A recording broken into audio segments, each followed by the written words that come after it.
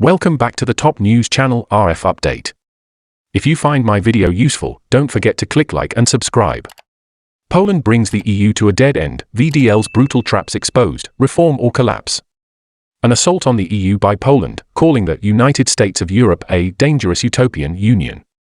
A harsh assault on the EU's push for greater integration was delivered by Poland against Brussels in yet another strike.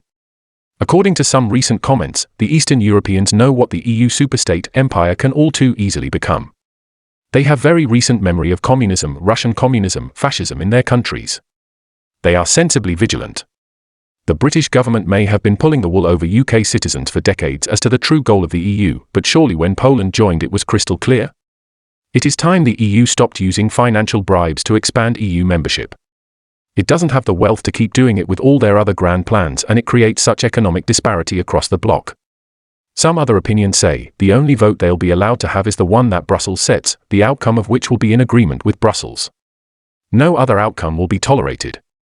In a recent speech, Mr. Morawiecki said, "We say that the creation of a single European state, the United States of Europe, is a kind of utopia, a dangerous utopia that cannot be constructed solely on the basis of legal assumptions and the extended competencies of individual institutions.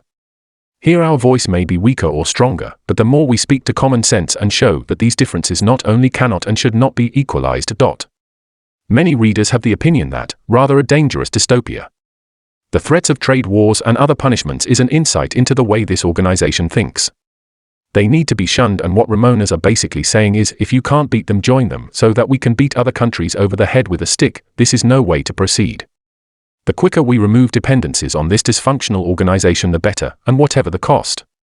According to a European Commission source, Europe's highest court should reject a challenge from Poland and Hungary to new regulations aimed at limiting EU funds for countries that flout the bloc's democratic principles, according to an opinion from Europe's Advocate General.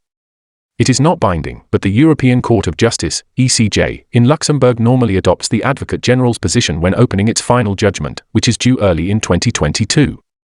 Consider that the big companies in the West are now using the cheap Eastern countries to produce their goods. I cannot see any form of union working until there is a standard wage throughout the EU, a standard rate of hire for machinery, and a standard rent for land. Then what would happen? Until that happens, the big E's, mainly French, German and US, are just milking the difference between East and West.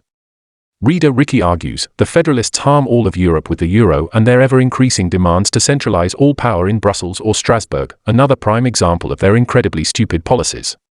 Another person named the Sooner said, Poland is a classic case of why EU skepticism in Eastern Europe is meaningless. It will only become serious once they cease to be net recipients of foreign taxpayers' monies.